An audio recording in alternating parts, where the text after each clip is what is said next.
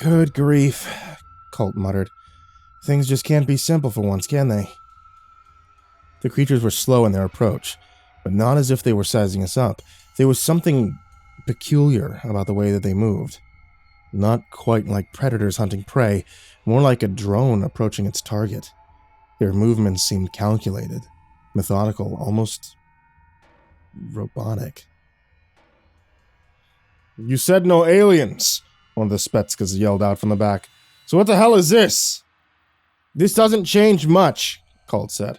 These things are still here to kill you guys, and we're here to stop them. The creatures continued advancing at a steady pace. I looked back at our rifles, which were laid out on the tables. No matter how strong I'd become, the last thing I wanted to do was fight these things with my bare hands. Shit! I turned back around, seeing that the creatures had begun charging. I clenched my fists. It didn't really look like I had a choice. I stepped forward as one of them lunged at me. I could only comprehend just how massive the thing was once I got up close to it. Not only did it tower over me, its body was well over 10 feet long. I twisted my hips and punched its head. It clearly did some damage, but at the cost of my knuckles shattering. A few seconds into the fight, and I was already in deep shit. I jumped back due to the pain, but the creature just kept charging. It raised its stinger, and I was ill-prepared to block it. It stabbed me in my arm, not quite penetrating my skin. It still hurt like hell, though. I could see something dripping out of the tip as the creature pulled the stinger back, some kind of dark green fluid. I rushed forward and tried pulling the creature into a standing choke before it could strike again. Didn't work. The creature slammed me into the abdomen with one of its arms, sending me backwards and leaving me breathless. Fuck this, I muttered. I pulled myself up and rushed over towards one of the rifles. I aimed the barrel at the creature's head and began spraying. Even though just about every bullet hit dead on, the abomination still wouldn't go down. Its head could snap back slightly with every impact, and as bits of its skin and flesh exploded, dark-colored blood spilled to the floor as it continued pressing forward, seemingly unbothered by the injuries. I cursed again and reloaded before once again emptying the entire magazine into its face. It finally dropped this time, even though it wasn't fully dead. It jerked and writhed around on the floor. I clutched the rifle like a bat and slammed it into the back of the creature's head until it broke. That finally managed to finish it off for good. The adrenaline rush was so intense, it took me a second to notice it. There was something sticking out of the creature's flesh. I approached the corpse cautiously in order to get a closer look. I wasn't seeing things. Buried in the bone, cartilage, and tissue appeared to be wires, as if it was some sort of robot. Before I could inspect any further, another of the things lunged at me. I leapt back before gauging the situation around me. I spotted Colt fighting off two of the creatures at once, barehanded. There were 4 of them, lying limp around him. The guy was a monster himself. However, the rest of us weren't doing so well. Luke was trying his hardest not to get pummeled, while Armin was thrashing on the floor, trying not to be strangled. Strangulation. I wouldn't have expected these kinds of creatures to resort to something like that. Everybody else was facing a similar struggle. The only one holding their own was Colt. There was also somebody missing. Somebody I couldn't immediately spot. Looking for something? A voice said from behind me. I turned around to see Visor with a wicked grin on his face. Visor, what the hell? He interrupted by punching me hard in the throat. I began gasping for air as I fell to my knees. I looked up at him. He casually strolled away before walking up to Luke and unceremoniously breaking his arm. I tried standing up, but I ended up getting knocked back down by one of the creatures. I could hardly fight back as it wrapped its massive hands around my throat, simultaneously drilling its stinger into my leg, and this time it managed to break my skin. What it was trying to do wasn't a mystery. He was injecting this narcotic agent into my veins. To my surprise, it let go of my throat before I passed out completely. In retrospect, it made sense. These things were probably programmed to move on after the injection was completed. I sat up, I struggled to fuel air into my lungs. I looked around, watching as Visor effortlessly subdued the rest of our team. At the same time, the creature seemed to be completely ignoring him. Eventually, he made his way over to Colt, who still had his hands full with the multiple creatures. Colt screamed something at him, but I couldn't hear what he said. Visor responded by punching him in the face.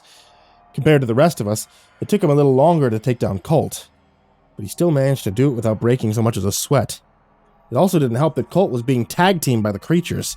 With our team entirely down for the count, the creatures turned their attention towards the Spetsnaz, who had been watching the entire ordeal at the back. Now, these guys were done for, I thought to myself.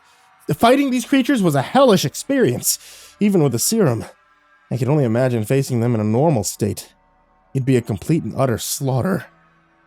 However, the Spetsnaz didn't seem worried at all. There was no fear in their expressions. Their faces were stone, as if a gang of mere hooligans were standing in front of them. Some raised their rifles, some grabbed their knives. Despite the impossible odds, they were still going to fight. The lead Spetsnaz stepped forward, before shouting something in Russian. Then they charged. As expected, it was a short, brutal struggle. I looked back at Visor. He appeared to be recording the entire thing, keeping only the Russians and the creatures in frame. Even though he only managed to capture a few seconds of footage at most, he took off right after. I suppose he got what he came for. I was shocked just how horribly the plan had gone. The Spetsnaz we were supposed to protect were all dead. Half of our team was knocked out cold, while the rest were injured. Not only that, Visor had apparently set everything up. A mole amongst moles. I could only imagine what was waiting for us next.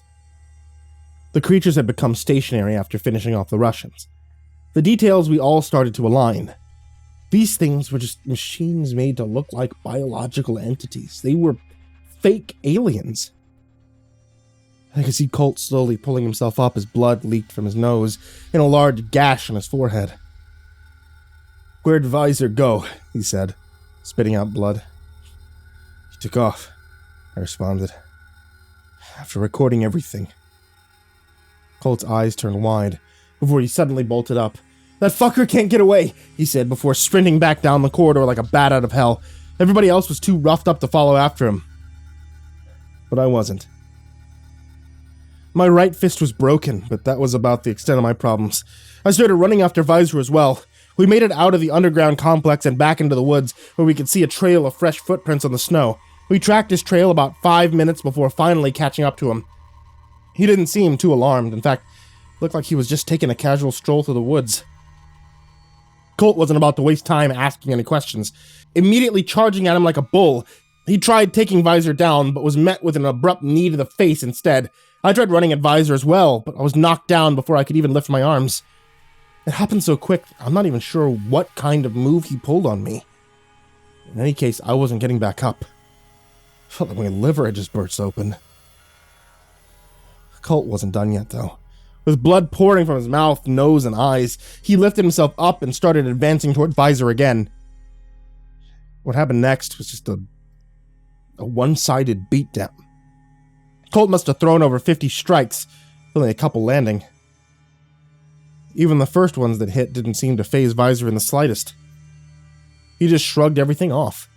Visor grabbed by the arm and delivered a rib-shattering kick, which brought Colt back down to the ground. We were both done for. Visor just looked at both of us and sighed. "Commendable effort," he said. "You boys aren't giving up on the mission. I can respect it."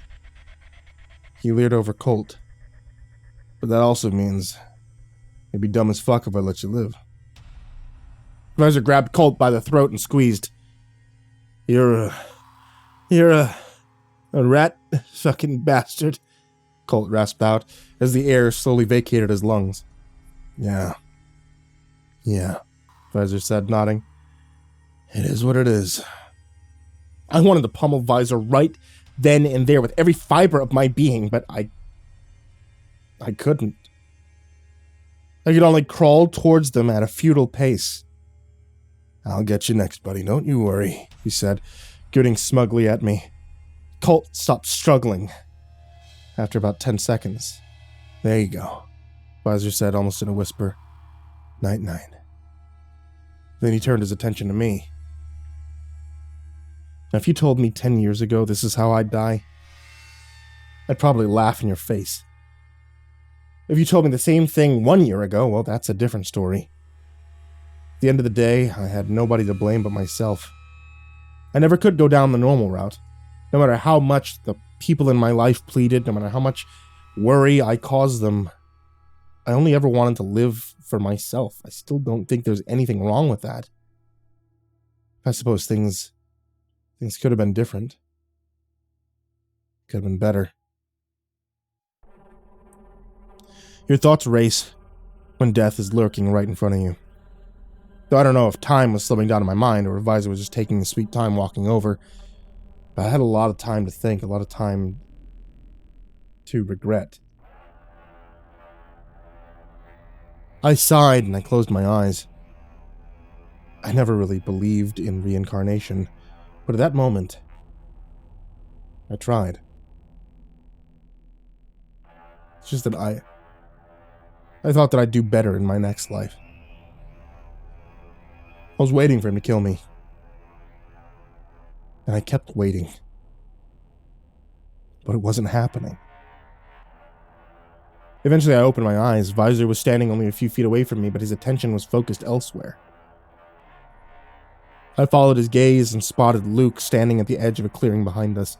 One of his arms was completely mangled thanks to Visor. He was bleeding profusely from a wound on his cheek. But despite that, he was standing there holding a pistol. Visor looked perplexed at the sight. I can't say I would have reacted differently. I couldn't comprehend what Luke was trying to do. "Didn't I kick your ass?" Visor said. "And now you're here pointing your pea shooter at me? I mean, I get it. Just as dedicated as the next guy. This is getting ridiculous." Luke just grinned. "I didn't want to waste this on you. Kinda glad that I get to." He fired the weapon, hitting Visor in the chest, but not with a normal bullet. The projectile was some kind of liquid-filled capsule, staining Visor's clothes and neck as it exploded upon impact. Visor looked at Luke, the smugness in his expression replaced with genuine concern. "What the fuck was that?" he asked. "Try kicking my ass now, you motherfucker," Luke responded. Visor's face contorted into a grimace. He stepped forward, but he couldn't even make it a few yards before collapsing. He went into a violent coughing fit as blood burst from his mouth. "God damn," he muttered. "My father once said that no matter what you have," Luke began, "you'd still be taken away in a heartbeat. I never doubted him." He looked at me, tossing me a pair of handcuffs. "You do me a favor and restrain him here for me," Luke said as his injured arm dangled gruesomely to the side. "I'm a bit fucked up right now. No rush though, he's not going anywhere." I looked at Visor, who was still writhing and coughing up blood on the ground. I looked over at Colt, still lying limp beside him. I was seconds away from sharing the same fate. Maybe I had. Maybe I'd really been strangled lifeless, and this was just some posthumous hallucination.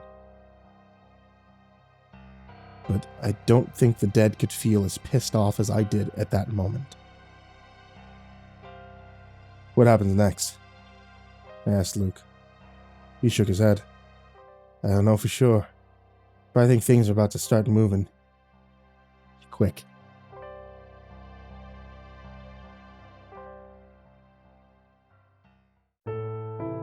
Hey there kids, it's me, MrCreepyPasta, and I want to tell you thank you so much for watching tonight's video or listening to tonight's episode of the podcast. I really appreciate it, and anytime you guys give me a subscribe or a follow or a like or a comment or literally just a watch, I can't thank you enough for it because you're the reason I keep making episodes and you guys are the reason that I love horror as much as I do. We're in the middle of summer, and I'm from Texas, which means that it's a great time for iced tea. And you know who makes iced tea? My wife. My wife sells tea. My wife sells tea on Etsy.com/shop/ivorymonocletea. And if you want to get the MrCreepyPasta special, you can order a dark and stormy night and specifically request a dabbing sticker that you only get if you ask for it.